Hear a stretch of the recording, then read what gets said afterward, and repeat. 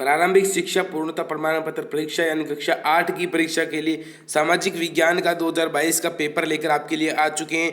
Real paper लेकर आपके लिए आ चुके हैं। स्वागत है दोस्तों आप सभी का आपके अपने यूट्यूब चैनल पर। दोस्तों आपके लिए कक्षा 8 सामाजिक विज्ञान का रियल पेपर लेकर आ चुके हैं। बिल्कुल इसमें से आपके काफ़ी ज़्यादा मतलब आपके 17 से 18 क्वेश्चन आपके इस पेपर में से मिलने वाले हैं, जो मैं अभी आपको यहाँ पर इस वीडियो में करवाने वाला हूँ। और कुछ है उन बच्चों के कमेंट आ रहे थे कि सर हम टेलीग्राम चैनल कैसे ज्वाइन कर रहे हैं, वहाँ पर क्या फ़ायदे हैं उसके, तो मैं आज आपको वो भी बता देता हूँ कि टेलीग्राम चैनल कैसे ज्वाइन करना है, उसके क्या क्या फ़ायदे हैं।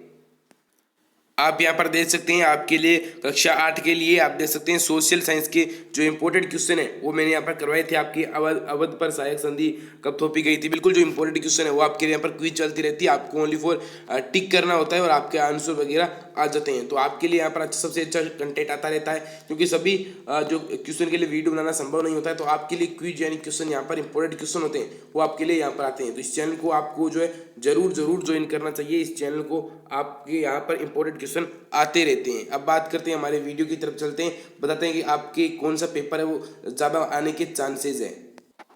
2 घंटे 30 मिनट का आपका समय रहने वाला है, यानी पूरे 2.5 घंटे का आपका समय रहने वाला है। और 80 नंबर का पेपर होगा आपके। बिल्कुल सभी प्रश्न आपको हल करने और प्रत्येक प्रश्न के जो अंक है वो आपके उनके सामने दिए होंगे। पहला प्रश्न है भारत का प्रथम जो गवर्नर जनरल है वो कौन था। तो इनके आगे मैंने आपकी सुविधा के लिए पीडीएफ आपको टेलीग्राम चैनल पर मिल जाएगी। यहाँ पर मैंने आपके लिए टिक ऑलरेडी कर रखे हैं ताकि आपको कोई भी परेशानी ना हो ढूंढने में, इसमें उत्तर ढूंढने में। तो यहाँ पर हो जाएगा वारन हेंगिस्ट था, वो पहला वाइस राय था, जनरल गवर्नर जनरल था भारत का। दूसरा है विल्य नीति का प्रतिपादक गवर्नर जनरल कौन था। तो इसमें यहाँ पर लॉर्ड डलहौजी होगा। लॉर्ड हेंगिस्टक है वो गलती से कर दिया गया, लॉर्ड जो है हेंगिस्टक है बिल्कुल नहीं है, लॉर्ड डलहौजी। डलहौजी क्यों था विल्य नीति का प्रतिपादक, यानी गोद निषेध प्रथा लॉर्ड डलहौजी ने शुरू की थी, यानी किसी राज्य को अपने राज्य में विलय करना लॉर्ड डलहौजी की नीति थी। अगला है भारत का अंतिम मुगल बादशाह कौन था। तो वो था बहादुर शाह जफर। ठीक है, तो इसमें मैंने आपके लिए यहाँ पर राइट कर रखा है ऑलरेडी। राजस्थान में राष्ट्रपति द्वारा मनोनीत कितने सदस्य किए जाते हैं राज्यसभा में। तो राज्यसभा में राष्ट्रपति द्वारा 12 सदस्य वो मनोनीत किए जाते हैं, यानी ऐसे व्यक्तियों को मनोनीत किया जाता है जो क्या होते हैं, जो कला साहित्य संस्कृति आदि में धर्म में विशेष रुचि रखते हैं, उन्होंने विशेष स्थान प्राप्त किया हो खेल में राष्ट्रीयता के लिए। अगला आपके 500 सिरोही राज्य ने अंग्रेजों के साथ सहायक संधि पर हस्ताक्षर कब किए थे। 1823 में सिरोही ने अंग्रेजों के साथ सहायक संधि पर हस्ताक्षर कर दिए थे। अगला प्रश्न है राजस्थान का स्थापना दिवस कब मनाया जाता है। सभी को क्वेश्चन आता है, इसका उत्तर सभी को आता है, यानी 30 मार्च को राजस्थान का जो स्थापना दिवस है वो बनाया जाता है। अगला 7वां क्वेश्चन है राजस्थान में सबसे कम साक्षरता वाला जिला कौन सा है। तो राजस्थान में सबसे कम साक्षरता वाला जिला है जालोर। कितनी उसकी साक्षरता 54.6% उसकी साक्षरता है। अब बात करें सबसे ज़्यादा साक्षरता वाला जिला भी आ सकता है आपके एग्जाम में, तो मैंने यहाँ पर आपके लिए ऑलरेडी लिखा है कि कोटा है वो सर्वाधिक साक्षरता वाला जिला है। अगला आपका सबसे महंगा एवं तीव्र परिवहन का साधन कौन सा है। तो वो आपके वायु परिवहन है। ठीक है, वायु परिवहन है वो सबसे महंगा और तीव्र परिवहन का साधन है। अगला प्रश्न है स्वच्छ भारत अभियान का संबंध किस क्षेत्र से है। तो स्वच्छ भारत अभियान का संबंध है वो विकास से है। ठीक है, विकास से इसका संबंध है। अगला है आपका निम्न में से किस दुर्ग का सर्वाधिक उच्च भाग है वो कटारगढ़ कहलाता है। तो कुंभलगढ़ का जो दुर्ग है उसका ऊंचा भाग है, उच्च भाग है वो कटारगढ़ कहलाता है। अगले आपके इंपोर्टेंट प्रश्नों के बारे में बात करते हैं। 11वां प्रश्न है आपके रेगिस्तानों की पूर्ति करने वाले प्रश्न आएंगे आपके। एकीकरण से पूर्व राजस्थान में कितनी रियासतें थी। वेरी वेरी इंपॉर्टेंट क्वेश्चन है, बताओ आप इसका आंसर। तो इसका आंसर होगा 19 रियासतें। ठीक है, एकीकरण से पहले राजस्थान में 19 रियासतें थी। 2011 में राजस्थान राज्य की जनसंख्या वृद्धि दर कितनी रही थी। तो वो आपके कितनी रही थी, 21 पॉइंट कुछ रही थी, वो आपको याद करनी है। अगला है जयसमंद झील किस जिले में स्थित है। तो जयसमंद जो झील है वो आपके उदयपुर जिले में स्थित है। अगला प्रश्न है नोटा यानी छवा का अभिप्राय क्या होता है। और उससे अगला क्वेश्चन है नगर परिषद के अध्यक्ष को क्या कहते हैं। तो उसको महापौर कहते हैं, या फिर आपको महापौर नहीं कहते, उसे जिला प्रमुख कहते हैं।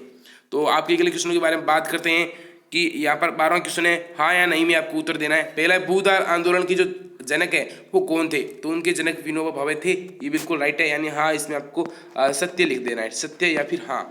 उससे अगला क्वेश्चन है आदिवासी शब्द का अर्थ है मूल निवासी। बिल्कुल नहीं, गलत है, आदिवासी शब्द का अर्थ मूल निवासी नहीं होता है। उससे अगला है संयुक्त राज्य अमेरिका के स्कूलों में बच्चे सुबह सबसे पहले वफादारी की शपथ लेते हैं। बिल्कुल लेते हैं, हाँ इसमें हो जाएगा। जून 1859 में तांत्या टोपे को मार दिया गया। बिल्कुल राइट है। बनी ठनी चित्रशैली अलवर की प्रसिद्ध चित्रशैली है। नहीं, बनी ठनी जो चित्रशैली है वो किशनगढ़ की प्रसिद्ध शैली है। उसके बाद बात करते हैं 13वां प्रश्न है राजस्थान की वस्त्र नगरी किसे कहा जाता है और क्यों। राजस्थान की वस्त्र नगरी आपको बतावें, यानी राजस्थान की वस्त्र नगरी टेक्सटाइल सिटी भीलवाड़ा को कहते हैं। भीलवाड़ा को राजस्थान की वस्त्र नगरी कहते हैं क्योंकि वहाँ पर सबसे ज़्यादा वस्त्र है वो निर्मित होते हैं। उससे अगला 1857 की क्रांति के 4 प्रमुख जो नायक है उनके आपको नाम बताने हैं। कौन कौन से आपको बताऊँ। पहला आप लिखोगे Tantya Tope, very very most है क्योंकि तांत्या टोपे आ जाएगा, ठीक है। उसके बाद में आप लिखोगे रानी लक्ष्मीबाई, ये तो आप लिख ही दोगे, ठीक है, लक्ष्मीबाई। उसके बाद कौन सा है, उसके बाद आपके कुंवर सिंह लिख दोगे आप, ठीक है। उसके बाद आ जाएगा मंगल पांडे, ठीक है। ये तो सभी है, वो 1857 की क्रांति में महान क्रांतिकारी थे, बहुत क्रांतिकारी है। और भी नाना साहेब वगैरह बहुत हैं। और अगला है घुमंतु या जूम खेती किसे कहते हैं। घुमंतु या जूम खेती किसे कहते हैं आपको मैं आप पर समझा कर बताता हूँ। घुमंतु या झूम खेती उसे कहते हैं जैसे कि आपको बता दूं कि कोई खेती करते हैं कहीं पर, उसके बाद क्या करते हैं, खेती करते करते वहाँ पर क्या करते हैं, एक जगह खेती कर ली 1 साल या फिर 2 साल, उसके बाद वहाँ पर पहले वो जाते हैं, उससे पहले जो पेड़ होते हैं उनको क्या करते हैं, जला देते हैं। उनकी राख से क्या होता है, जमीन में उपजाऊपन बढ़ जाता है, जिसके कारण 2 साल फसल होती है, उसके बाद वहाँ पर जमीन बंजर हो जाती है, जिसके कारण क्या होता है, वो जमीन फिर 2 साल के बाद में वहाँ पर फसल नहीं होती है। तो इस प्रकार झूम खेती से क्या होता है, जमीन बंजर होती जा रही है और पेड़ पौधों को बहुत ज़्यादा नुकसान हो रहा है। तो ये रहा प्रश्न, रोलेट एक्ट अधिनियम या कानून क्या था। मतलब रोलेट एक्ट कानून ब्रिटिश सरकार द्वारा 1919 में पास किया गया वह कानून था जो अभिव्यक्ति की स्वतंत्रता जैसे मूलभूत अधिकारों पर अंकुश और पुलिस और उससे ज़्यादा अधिकार देता था। मतलब पुलिस किसी को भी शक के आधार पर गिरफ्तार कर सकती थी। अगला आपके 17वां प्रश्न है, मारवाड़ के 4 जो प्रमुख मंदिर है उनके नाम है वो आपको यहाँ पर बताने हैं। तो वो आप आराम से बता सकते हैं क्योंकि आपने लेसन पढ़ा है।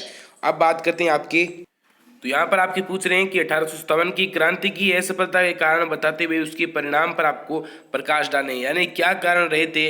यानी 4 नंबर का प्रश्न रहेगा कि क्या कारण रहे थे कि 1857 की क्रांति वो असफल हो गई थी और उसके परिणाम क्या हुए थे, उसके बाद में क्या हुआ था, मतलब उसके क्या परिणाम निकले, उसका क्या रिजल्ट निकला, उससे क्या प्रभाव पड़ा भारतीय समाज पर, भारत देश में, तो उस पर आपको बताना है। अच्छी तरीके से आप अगर जोड़कर लिखते हैं तो 100% कह सकता हूँ आपके पूरे में से पूरे नंबर आप आराम से इस प्रश्न में ला सकते हैं। अगला है 1900% ब्रह्मा समाज पर एक टिप्पणी लिखनी है आपको। तो ये प्रश्न मैं आपको बिल्कुल आपको बताऊंगा अच्छी तरीके से कि ब्रह्मा समाज पर आप टिप्पणी किस प्रकार लिख सकते हैं। तो ये रहा आपका प्रश्न, ब्रह्मा समाज पर संक्षिप्त में आपको टिप्पणी लिखनी है। यानी ब्रह्मा समाज की स्थापना 1830 में हुई थी। 1830 गलत लिखा है, 1829 में इसकी स्थापना होती है। उसके बाद राजा राम मोहन राय उन्होंने की थी। ब्रह्मा समाज मूर्ति पूजा और जो है बलि के विरुद्ध था, ठीक है, बलि के विरुद्ध था और इसके अनुयायी उपनिषदों में विश्वास रखते थे। इसके सदस्यों को जो है अन्य धार्मिक प्रथाओं या परंपराओं की आलोचना करने का अधिकार नहीं था। ब्रह्मा समाज ने विभिन्न धर्मों के आदर्शों, मुख्यतः हिंदुत्व और ईसाई धर्म के नकारात्मक और सकारात्मक पहलुओं का पर प्रकाश डाला था। ब्रह्मा समाज ने इसके संस्थापक को याद रखना है, राजा राम मोहन राय वो इसके संस्थापक थे। राजा राम मोहन राय इसके संस्थापक थे, आपको याद रखना है, और इसकी स्थापना भी आपको याद रखनी है। अब आपके अगले प्रश्नों के बारे में बात करते हैं। अगला आपका 20वां प्रश्न है कि कृषि है किसे कहते हैं। तो आपको पता होगा कृषि किसे कहते हैं, ये प्रश्न आपके आ रहा है। तो कृषि किसे कहते हैं और कृषि के प्रमुख है वो प्रकार क्या है। बिल्कुल सिंपली क्वेश्चन है, 4 नंबर का क्वेश्चन है, 100% आपके 4 में से 4 नंबर आएंगे।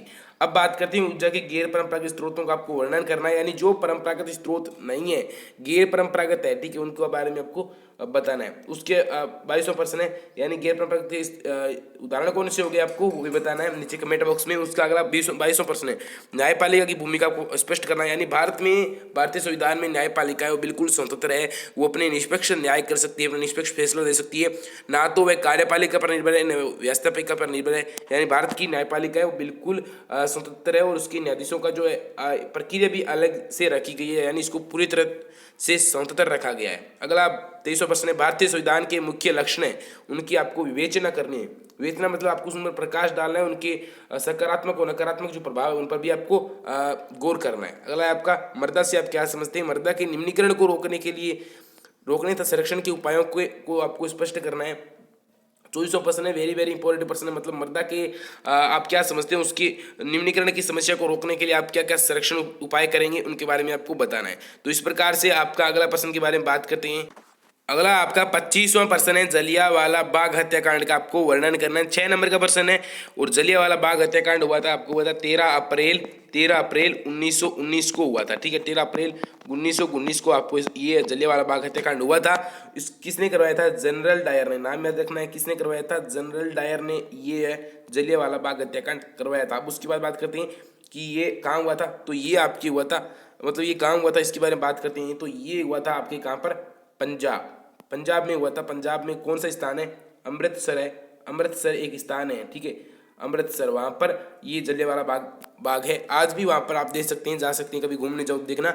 600% प्राकृतिक संसाधन से आप क्या समझते हैं, संसाधन के वर्गीकरण को स्पष्ट करने, वेरी वेरी इंपॉर्टेंट। 100% 8वीं बोर्ड परीक्षा 2022 सामाजिक विज्ञान के पेपर में 26 नंबर का जो आपको 600% दिखाई दे रहा है, बिल्कुल 6 नंबर का पर्सन आपको 100% देखने को मिलेगा। तो इस क्वेश्चन को अच्छे तरीके से याद करना है। 27% भारत के मानचित्र में इन स्थानों को आपको अंकित करना है। इन 6 स्थानों में से 3 स्थान तो आपको 100% है, वो आपकी मॉडल पेपर में देखने को मिलेंगे। वो कौन कौन से हैं उनके बारे में जानते हैं। पहला तो आपको अंडमान और निकोबार द्वीप समूह के बारे में ध्यान रखना है। दूसरा आपको हिंद महासागर तो आपको पता है, लेकिन आपको जो है हिमालय पर्वत के बारे में ध्यान रखना है। उसके बाद श्रीलंका कहाँ है वो भी आपको ध्यान रखना है। ये तीनों आ सकते हैं आपके एग्जाम में। तो आई होप आपको वीडियो बिल्कुल अच्छा लगा है। तो वीडियो अच्छा लगे दोस्तों, इस चैनल को जरूर सब्सक्राइब करें और हमारे जो ज़्यादा से ज़्यादा वीडियो को लाइक करें, और आपके लिए ऐसा ही स्टडी कंटेंट लाते रहेंगे।